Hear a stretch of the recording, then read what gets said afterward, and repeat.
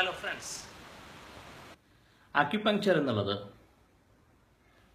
മനുഷ്യൻ റിസർച്ചുകൾ ഒക്കെ ആരംഭിക്കുന്നതിന് മുമ്പ് തന്നെ ജനങ്ങൾ ചികിത്സിച്ച ഒരു ചികിത്സാ ശാസ്ത്രമായിരുന്നു. നമ്മളൊക്കെ ശ്രദ്ധിച്ചിട്ടുണ്ടല്ലോ, നമുക്ക് എന്തെങ്കിലും ഒരു തലവേദന അല്ലെങ്കിൽ ശരീരത്തിന്റെ ഏതെങ്കിലും ഭാഗത്തൊരു വേദന ഉണ്ടായി കഴിഞ്ഞാൽ നമ്മൾ അതിന്റെ അനുബന്ധ പ്രദേശങ്ങളിലോ അല്ലെങ്കിൽ മറ്റേതെങ്കിലും ഭാഗത്ത് നമ്മൾ അമർത്തി പിടിക്കുമ്പോൾ നമുക്ക് ആ വേദന കുറയുന്നതായി അനുഭവപ്പെടാറുണ്ടല്ലോ. ഇങ്ങനെ അനുഭവങ്ങൾ പഴയ കാലത്ത് ചൈനയിലും അതുപോലെ ലോകത്തിന്റെ പല രാജ്യങ്ങളിലും യുദ്ധങ്ങൾ ഉണ്ടാകുമ്പോഴൊക്കെ ഇന്നത്തെ പോലെ മിസൈലോ അല്ലെങ്കിൽ ബോംബുകളൊന്നല്ലല്ലോ ഉള്ളത്. ചെറിയ ചെറിയ ആയുധങ്ങൾ, കല്ല്, മുള്ള്, കൊമ്പ്, മരക്കഷ്ണങ്ങൾ, ഇതൊക്കെയാണ് ആയുധങ്ങളായി ഉപയോഗിച്ചിരുന്നത്.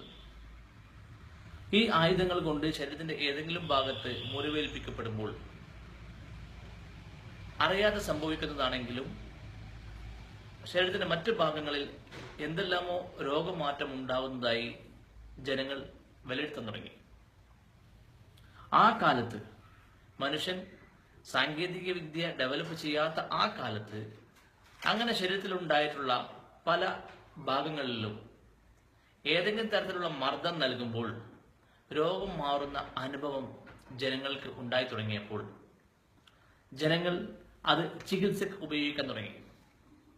ഉദാഹരണത്തിന്, വളരെ കാലമായി തലവേദനയുള്ള ഒരു വ്യക്തി, അദ്ദേഹത്തിന്റെ കൈയിലെ ഈ ഭാഗത്ത് ഉണ്ടായിട്ടുള്ള ഒരു ആഘാതം, ഇതേപോലെ യുദ്ധത്തിലോ മറ്റ് സംഘടനകളിലോ ഉണ്ടായിട്ടുള്ള ഈ ആഘാതം, അതിനുശേഷം അദ്ദേഹത്തിന്റെ തലവേദന പൂർണ്ണമായി മാറിയതായി അദ്ദേഹം തിരിച്ചറിയുകയും ഇത് ചികിത്സയായി തലവേദന ഉണ്ടാകുന്ന രോഗികൾക്ക് ഇത് ഉപയോഗിക്കുന്ന രീതിയും അന്ന് ജനങ്ങൾക്ക് ശീലമായി കഴിഞ്ഞു. ഇങ്ങനെയുണ്ടായ ശീലം പലപ്പോഴും രോഗം മാറാൻ സഹായിക്കുന്ന ഒരു സഹായ ചികിത്സാ പദ്ധതിയായി മാറുകയാണ് ചെയ്തിട്ടുള്ളത്.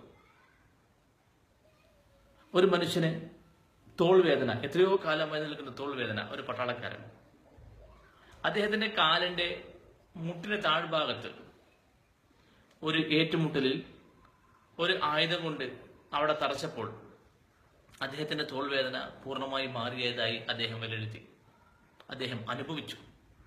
ഈ അനുഭവം ചികിത്സയിൽ തോൾവേദനയുള്ള ആളുകളെ ആ പ്രത്യേക ഭാഗത്ത് എന്തെങ്കിലും ഒരു മരക്കഷ്ണമോ അല്ലെങ്കിൽ കല്ലോ അല്ലെങ്കിൽ അതേപോലെ ഷാർപ്പായ എഡ്ജഡ് ആയിട്ടുള്ള എന്തെങ്കിലും ഒരു ഉപകരണം ഉപയോഗിച്ച് അവിടെ അടിക്കുകയും വേദനിപ്പിക്കുകയും അവിടെ തറക്കുകയും ചെയ്തപ്പോൾ ആ ഭാഗത്തുള്ള വേദന, ഷോൾഡറിന്റെ പെയിൻ മാറിയ ഈ അനുഭവം, ഇത് ചികിത്സക്ക് ഉപയോഗിക്കുന്ന ശീലം പഴയ കാലത്ത് ജനങ്ങൾ സ്വീകരിച്ചു പോന്നു.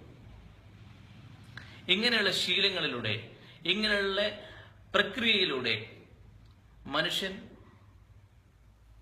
ഓട്ടോമാറ്റിക്കായി ഒരുപാട് രോഗശമന പ്രക്രിയ ഡെവലപ്പ് ചെയ്തു.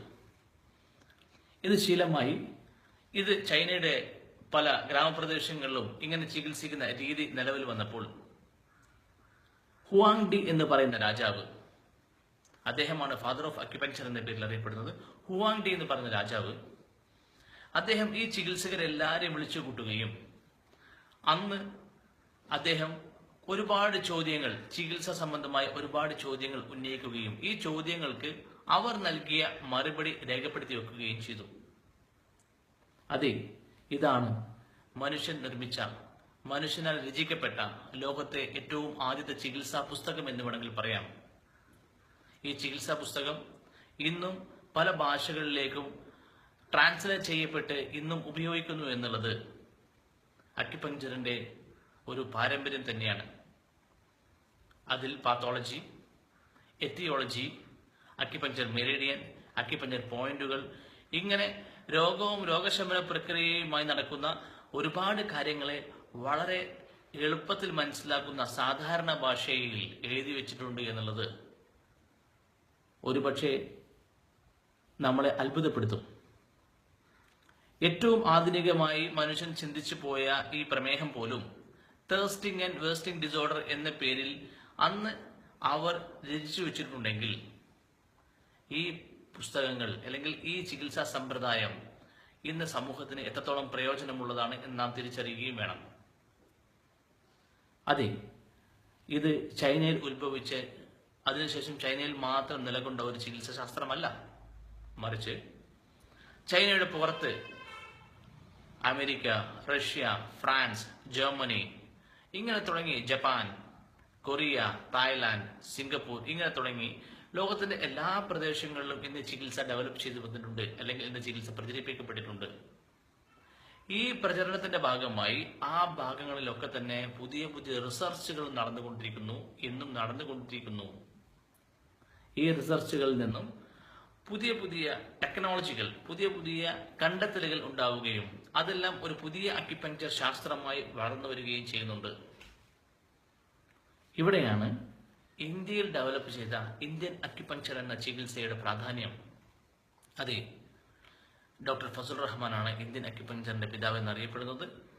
അദ്ദേഹം ഡെവലപ്പ് ചെയ്ത സിംഗിൾ നിഡിൽ അക്യുപങ്ക്ചർ ഇത് മറ്റെല്ലാ അക്യുപങ്ക്ചർ രേഖകളെക്കാളും മേന്മയുള്ളതും എളുപ്പമുള്ളതും രോഗശമന പ്രക്രിയ വളരെ വേഗത്തിൽ പൂർത്തിയാക്കാൻ സഹായിക്കുന്നതുമായ ചികിത്സ ഇന്ന് കേരളക്കാർ വല്ലാതെ സ്വീകരിച്ചു വരുന്നു. ഇത് സമൂഹത്തിന് നന്മയാണെന്ന കാര്യം നിങ്ങളെ അറിയിക്കുന്നു. Thank you. ബൈ.